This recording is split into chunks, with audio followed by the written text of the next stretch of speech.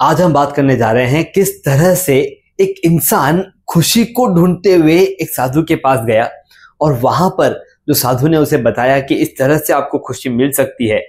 उस एक स्टोरी से हम हमारी लर्निंग्स, हमारा आउटकम, हमारा टाइम स्पेंडिंग आज डिफाइन करने वाले हैं। तो तैयार हो जाइए उस स्टोरी के लिए और वहां से मिलने वाली लर्निंग्स के लिए। नमस्ते और स्वागत है आपका manage time with Akhil podcast में। यहाँ आप अखिल यानी मेरे साथ एक सफर पर जाने वाले हैं जिससे अपने टाइम को और बेहतरीन तरीके से मैनेज कर पाएंगे। तो तैयार हो जाइए हर बुधवार और शनिवार को एक नया कदम बढ़ाते हुए अपने सफलता की तरफ आगे बढ़ेंगे। चलिए शो की शुरुआत करें।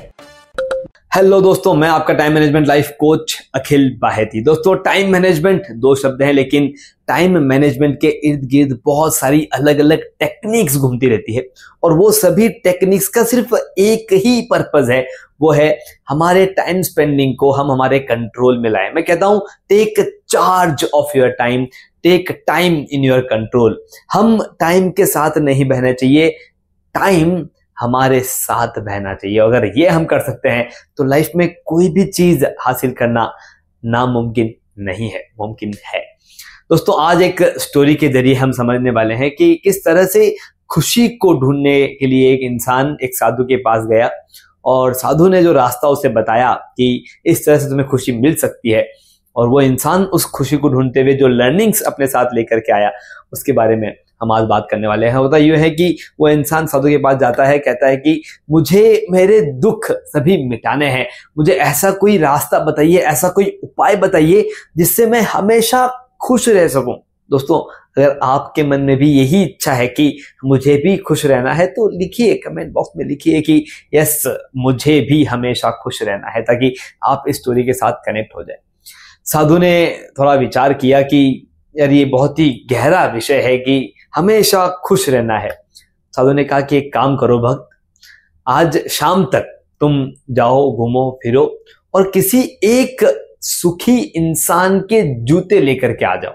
जी हाँ, साधु ने भक्त को कहा कि तुम्हें हमेशा खुशी चाहिए ना, तुम्हें हमेशा सुख चाहिए ना, तो जाओ, ढूंढो, बातचीत करो और किसी एक सुखी इंसान के जूते तुम लेकर के आ जाओ। दोस्तों, एक बार लॉजिकली सोच के देखिए कि क्या कोई ऐसा इंसान उन्हें मिलेगा जो हमेशा सुखी रहे। बस वही हुआ।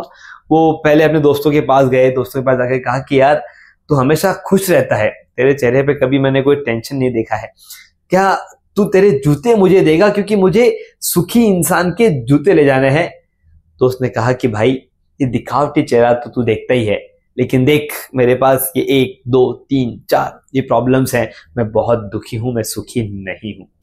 वो किसी दूसरे इंसान के पास गया जिसे वो लगता था कि वो इंसान हमेशा खुश रहते होंगे, बहुत सारा पैसा है, बहुत वो अमीर है तो वो हमेशा खुश रहते होंगे।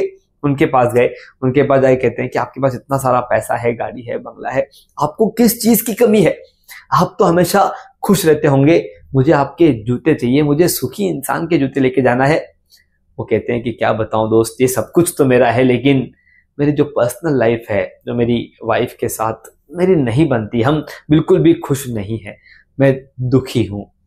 ऐसे करते करते वो किसी इंसान के पास, किसी पड़ोसी की वजह से दुखी, कोई पत्नी अपने पति की वजह से, पति अपनी पत्नी की वजह से, ऐसे अनेक दुखों से भरे लोगों से मिलकर शाम तक थक हार कर वो इंसान वापस साधु के पास आया और साधु को कहा कि जिन जिन लोगों को मैं देख करके मुझे लगता था कि ये बहुत सुखी होंगे, आज जब मैंने उनके जूते मांगे तो मुझे मालूम चला कि वो सुखी नहीं है, मुझे एक भी ऐसा इंसान नहीं मिल पाया जो सुखी है।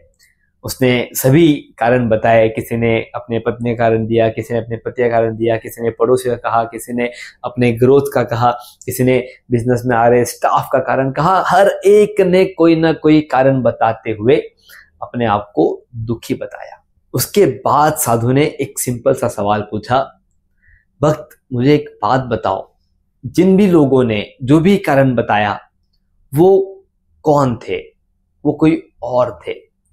हम जब भी दुखी होते हैं तो हम हमारे खुद के कारणों की वजह से दुखी नहीं होते हैं, हम दुखी होते हैं किसी और की वजह से। साधु ने कहा कि आज जो एक्टिविटी तुमने की, तुम्हें समझ में आ गया कि अगर सुखी रहना है तो किसी और के ऊपर फोकस नहीं करना है, आपको अपना फोकस अपने ऊपर करना है। और जैसे ही आप वो अपना फोकस खुद के ऊपर लेकर के आ जाएंगे, सारा कंपैरिजन जो हम बाहर करते हैं वो जैसे ही खुद के ऊपर शिफ्ट हो जाएगा तो सब कुछ हमारे इर्द गिर्द बदल जाएगा। अब वो जो कंपैरिजन है वो खुद के ऊपर कैसे लेकर के आना है? आप आपके लाइफ में जो कुछ भी एक्टिविटीज कर रहे हैं वो किसी और को देख करके कर रहे हैं।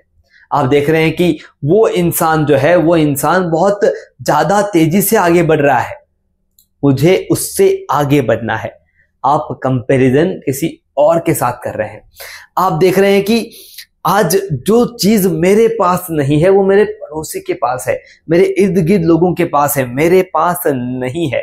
ये कंपैरिजन आप दूसरों से कर रहे हैं।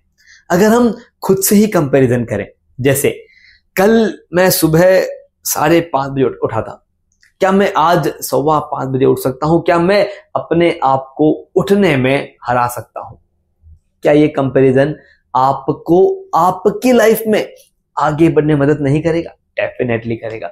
आप अपने ही नॉलेज के साथ कंपेयर कीजिए कि मेरे पास इस लैंग्वेज का नॉलेज नहीं है, क्या मैं इस लैंग्वेज को सीख सकता हूं?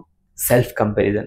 और जब तक हम हमारा कंपैरिजन खुद के ऊपर करते रहेंगे, हमारी ग्रोथ को कोई नहीं रोक सकता। हमारी ग्रोथ को रोकने वाले हम खुद हैं जब हम किसी और के साथ कंपेयर करते हैं। होता क्या है, लॉजिकली आप इस चीज को समझने की कोशिश कीजिए। जैसे ही आप कंपैरिजन शुरू करते हैं, जैसे ही आप इर्द गिर्द देखना शुरू कर देते हैं, जो आपकी एक्टिविटीज है, जो आपके आउटकम्स हैं, उन पे फोकस हट जाता है। हम उन लोगों के पीछे भागते रहते हैं जो सक्सेसफुल लगते हैं, जो सुखी लगते हैं, जो खुश लगते हैं कि देखो इन्होंने ऐसा किया, इसमें डेफिनेटली कोई ना कोई फायदा है, या ये अच्छा है, चलो इसको फॉलो करते हैं, चलो इसी को ही हम आगे लेके जाते हैं। और उस कंपैरिजन में हम हमेशा मार खाते हैं।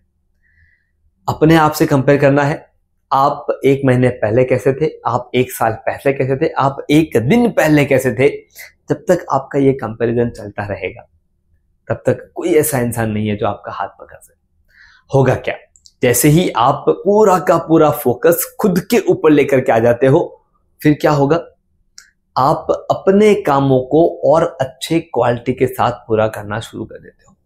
आपने बहुत बार देखा होगा कि आप जिसे देख रहे हो, जिसे कंपेयर कर रहे हो, उसके पीछे की हिस्ट्री आपको पता नहीं होती कि उन्होंने इस जगह पर पहुंचने के पहले कितनी मेहनत ली है, हमें नहीं पता। लेकिन हम सिर्फ उनके उस आउटर वर्जन को देख करके उन्हें फॉलो करते हैं, उनके जैसा बनने की कोशिश करते हैं। और वो जो आउटर वर्जन है वो 1 दिन में 1 रात में नहीं बना है। उसके पहले उन्होंने खुद के ऊपर कितना काम किया है ये हमने स्टडी ही नहीं किया है। और जब हमने वो स्टडी नहीं किया है तो वहां पर आउटकम हमारे हाथ में कैसे आएगा? दोस्तों, बहुत ही सिंपल मैसेज इस एक स्टोरी से हमें मिलता है। आप जब किसी को कोई चीज गाइड करें तो सबसे पहले ध्यान रखें कि आप गाइड करते वक्त उन्हें डायरेक्ट रास्ता ना बताएं। आप उन्हें एक एक्टिविटी जरूर दें कि ये 5 काम करो, फिर हम बात करते हैं। उस एक्टिविटी में 50-60% उनके भ्रम दूर हो जाए। और दूसरा लर्निंग हमें बहुत इंपॉर्टेंट मिलता है कि कंपैरिजन पे फोकस ना करते हुए खुद पे फोकस करना है, खुद पे ध्यान देना है। और जब आप खुद पे ध्यान देना शुरू कर देंगे, सारी चीजें जैसा आप चाहते हैं, जिस लेवल में आप चाहते हैं, जिस ग्रोथ को आप पाना चाहते हैं, आप विदाउट फेल उसे पा लेंगे। दोस्तों, कोई भी डाउट हो, कोई भी चीज आपकी कंपैरिजन से बाहर नहीं निकल रही हो, कमेंट बॉक्स में लिखिए। हम उसका एक अलग व्यू पॉइंट आपको देने की कोशिश करेंगे। अगर आपको लगता है कि कोई एक ऐसा दोस्त या फैमिली मेंबर है जो बार बार दूसरों के बारे में बात करते रहते हैं, उनके साथ ये सेक्शन शेयर कीजिए ताकि वो अपने लाइफ में आगे बढ़ने के बारे में सोच सके। और अगर आपको लगता है कि ये एक ऐसा सेशन है जहां पर आपका एक लाइक बटन क्लिक करने से हमें इंस्पिरेशन मिलेगा, तो जरूर क्लिक करें ताकि हम भी आपके उस सेक्शन से इंस्पायर हो जाए। मैं आपका टाइम मैनेजमेंट लाइफ कोच, हमारी टैगलाइन है manage your time, manage your life. धन्यवाद। आपने सुना manage time with Akhil podcast का यह एपिसोड। जिसमें बताई गई टाइम मैनेजमेंट तकनीक के जरिए अपने जीवन में हम एक कदम आगे बढ़े। अगले एपिसोड के जरिए अगला कदम उठाने के लिए इस चैनल को, शो को सब्सक्राइब जरूर करें। ध्यान रहे, आपके रेटिंग्स और रिव्यूज से हमारे बीच की दूरियां कम हो जाती है।